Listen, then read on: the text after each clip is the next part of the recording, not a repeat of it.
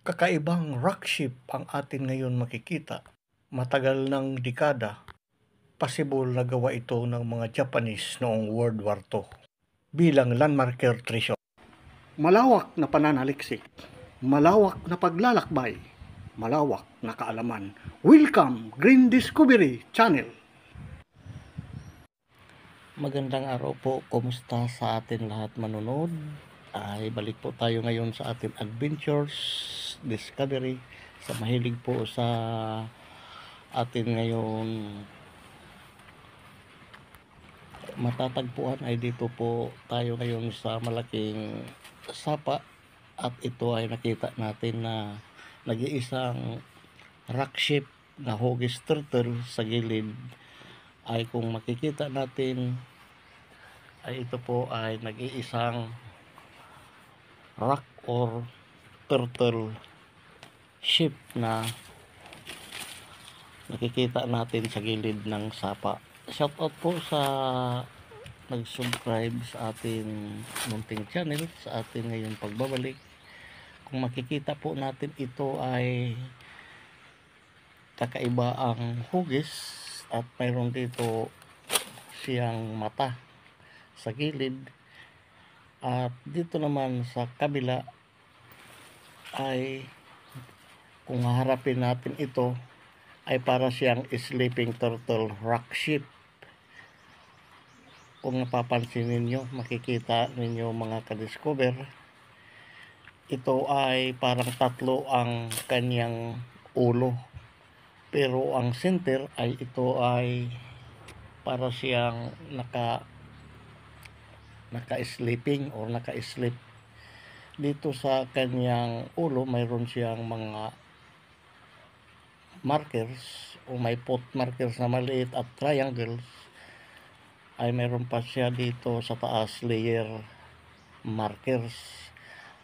Ang ibig po sabihin dito mga ka-discover sa ating partial analyze, sa mahilig po sa mga na mag-adventure sa mga ganitong treasure marker, ay ito po ay sinasabing as center target or spot dito sa isang lugar. Ang tawag po dito ay ginawa nila treasure landmarker. Dito sa likod mayroon siyang entrance or letter C nga dito daw sa isang lugar ay mayroon silang sekreto or itinago. Possible nga Japanese character ito tungkol sa sinasabing Iyama treasure dito sa taas, at naka-elevate po itong lugar. At dito naman sa kanyang baba na sa may ulo ay nagtuturo po siya ng, ang tawag dito ay this way to. Ito yung daanan, ito yung panimula. Dito sa ilalim may mga basag-basag na bato or mga stone na para siyang man-made. Dito mayroon siyang tool mark, para siyang pinako.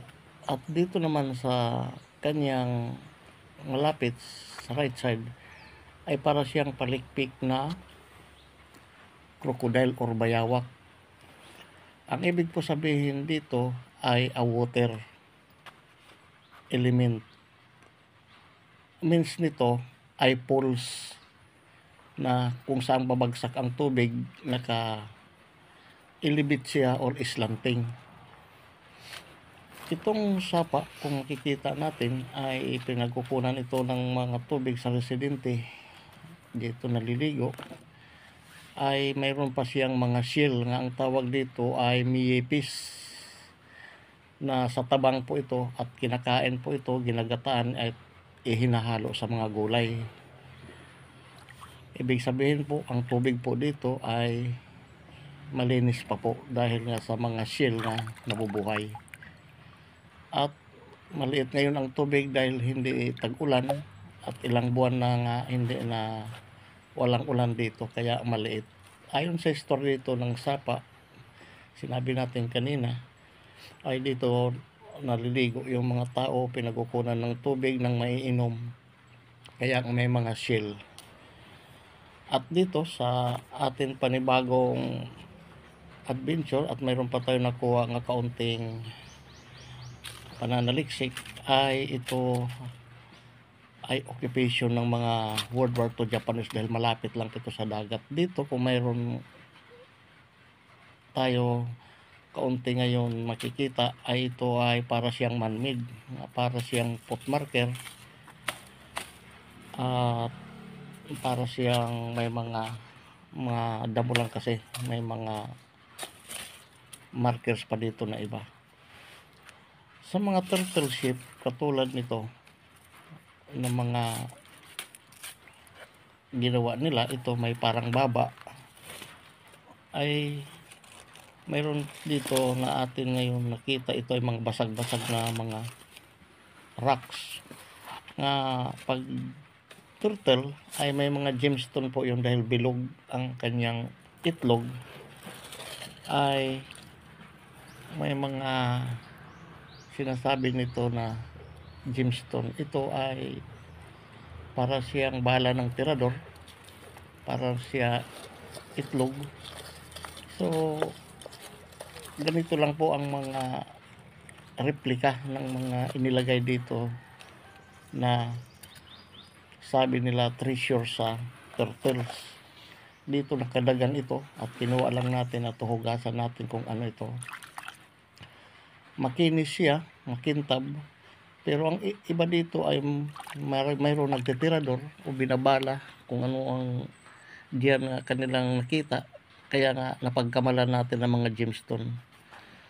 Baka ordinary lang ito ng mga stone nga atin nakita. Dito balik tayo, ay para siyang foot marker or mahirap ma-identify.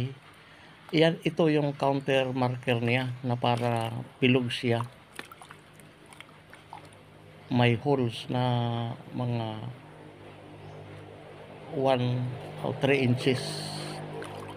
Kung makikita natin para siyang ahas or igat nga nakapulupot, ay malapit lang po dito ang target mga ka-discover. Pag mga ganito matigas ang layer, mababaw lang ang mga quick deposit. Kung ito man ay isa itong Japanese character na mga itong mga rock. Ito dito mayroon ang kung makikita natin para siyang crocodile nga nakaturo naman doon sa shipwreck sleeping turtle na doon sa may kalayuan na nasa 30 to 25 meters distance. Sa mga ganito mga ka-discover ay isa itong landmarker treasure sa isang lugar. Dito po nagtatapos ang adventure. Marami po salamat sa mga manonood at huwag makalimot mag-like, mag-share at mag-subscribe para sa susunod pa ng atin adventure discovery sa mga lugar kung saan atin ngayon nakita ang mga markers noong World War II, partial decoding at analyze. Sana nagustuhan ninyo ang ating video. Pindutin po ang plus notification bell para pa sa mga susunod natin mga update na makikita na ating exploration discovery. Maraming salamat po. Bye.